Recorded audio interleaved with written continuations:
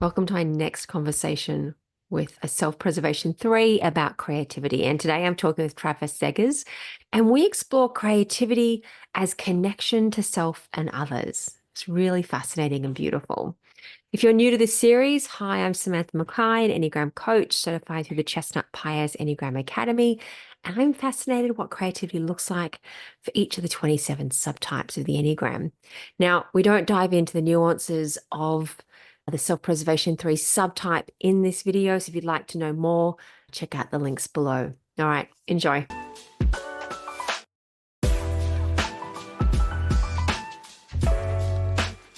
So my first question is, what does creativity mean to you? Creativity to me today is recreating experiences that I feel like less connected with. And specifically, that would look like maybe I'm having an experience as being a parent, and in moments, conversations with my kids, I lose connection Mm-hmm. and it feels robotic. And creativity for me would be taking a breath or tapping into whatever that is in the moment to allow for some space for a different type of creation between the two of us. That also looks very similar with maybe while I'm at work and having an experience between another coworker or customer, and again, being less connected and being able to recognize that and creating space for a new experience to happen. Less robotic, less mechanical, and more open and flowing and resonating. Mm. So it's really about recreating experiences. It's very much between you and another person. And in that moment where you lose or notice that connection feels sort of stale or robotic, it's about pausing to create something new and in the newness reconnect. Yeah, you mentioned another person that actually that's accurate, but it can be within nature as well.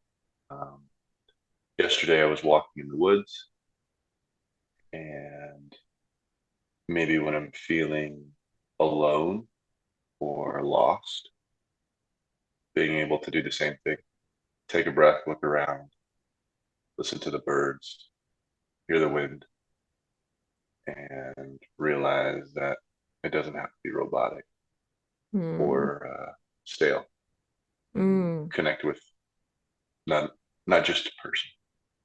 I'm curious about, for you, is creativity always in the interaction, or is there something that you might make or create tangibly that might also be creative to you? Can you word that differently? I'm curious about, you mentioned that creativity for you is creating an experience with a person or with nature in the moment. Are there any other ways that creativity shows up for you? Is there something you might make or create or have a practice? Or is it really just in that interactive space? That can be tangible. Yeah.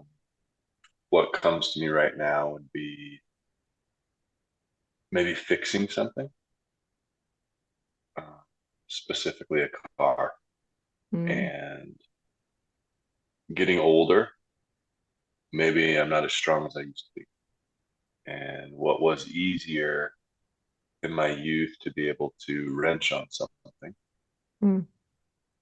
where I could strong arm it, being able to recognize the space that I'm in and creatively find, get in the breath, create the space, and then allow my mind to open up what are some tools that are around me that I can use as opposed to just me doing it all.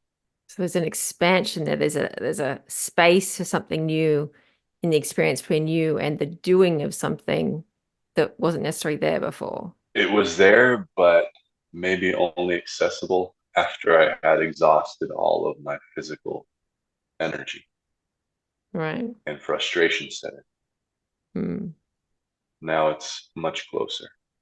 Or in the Yeah. moment that I hit it, I'm like, oh, okay, I know what to do now. Right. There it is. Yeah. So what supports you to be creative? Breath, absolutely breath. Heart space. Uh, for me, the thinking mind is what feels like strategizing all the time. And being in the heart space allows for much more flow to exist. And in that flow, the options are available.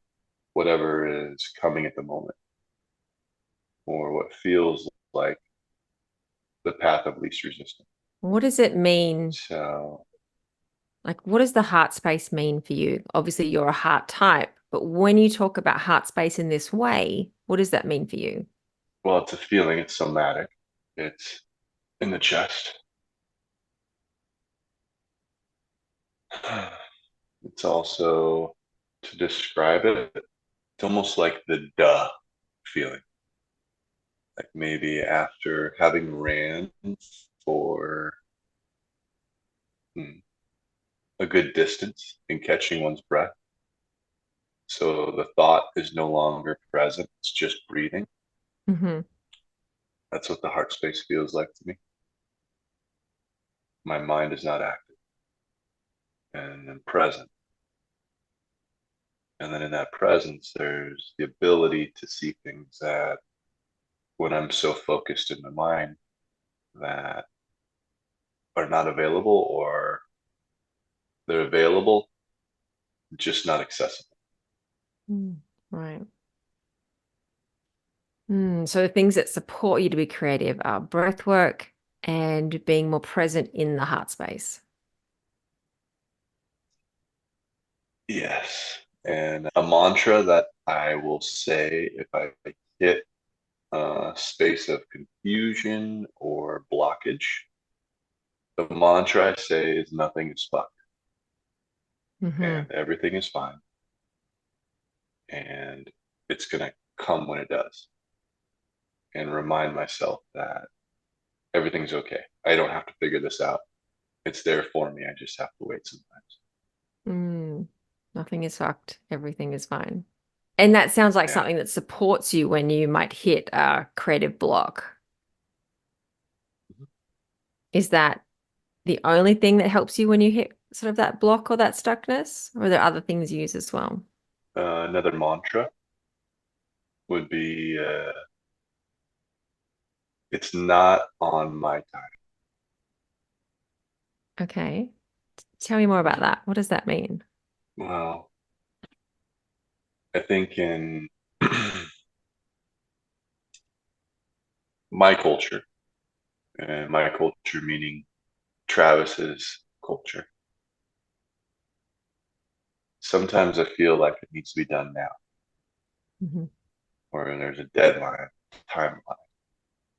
And sure, it can be forced, but that forced um, energy is very confined. And sometimes when I'm allowing space to open up, more creative ways of seeing things, explaining things, figuring things out is present and available. And I just have to remember that it doesn't have to be done right now. I mean, obviously, in the scheme of life, sometimes bosses and customers don't adhere to Travis's culture, but I believe that that creativity exists when it's not forced. So it's yeah, so not it's not on my time. Is it? Not on my time. Yeah, I like that. Yeah. Just a reminder about, because obviously threes, it can get very caught up in the doing and the deadlines. And that's a good way to shift out of that space. Yeah. Uh, I don't I don't know if this is all part of this, but internal work of really tapping into um, breaking free from that persona of being the go-to guy or the one that knows, and surrendering into like that all encompassing just Mm. space of not having to be the standout is very beneficial. Because part of the three's fixation is that belief that they're the center of everything, that the universe revolves around them, and without them, everything will fall apart. So it sounds like working to let go of that belief or that inner construct has helped as well. Absolutely. Yeah. Deconstruction of the center of the world is absolutely a key piece for me. Mm. And so I'm curious, you've known that you're a self-pres 3 for a few years now. How has that shaped or changed your either understanding of creativity or your ability to be creative? Um, well, the self work, the deconstruction pieces are really important. Uh, Specifically, really doing personal work on the models, specifically my parents, what I didn't receive, and the surrogates that I had kind of put in place. That looks like for father wound bosses and earning their respect, adoration, love through work, deliverables, and learning about those and having a choice. So maybe when situations arose, I felt like I was being used because I was a great producer, realizing that my production was all based on wanting something from it, Right. as opposed to it being from the heart space. So was I just trying to produce a product, or was I really enjoying what I'm doing? Mm.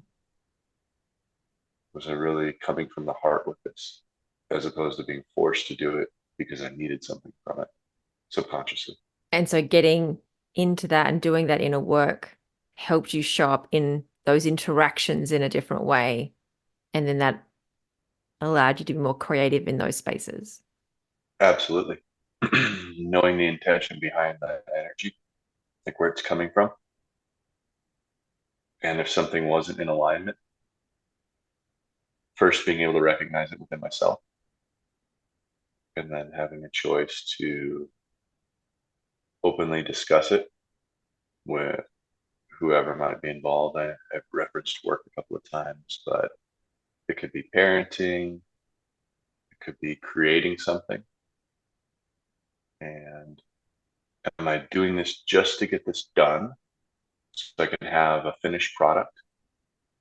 Or am I doing this authentically to show my contribution Mm.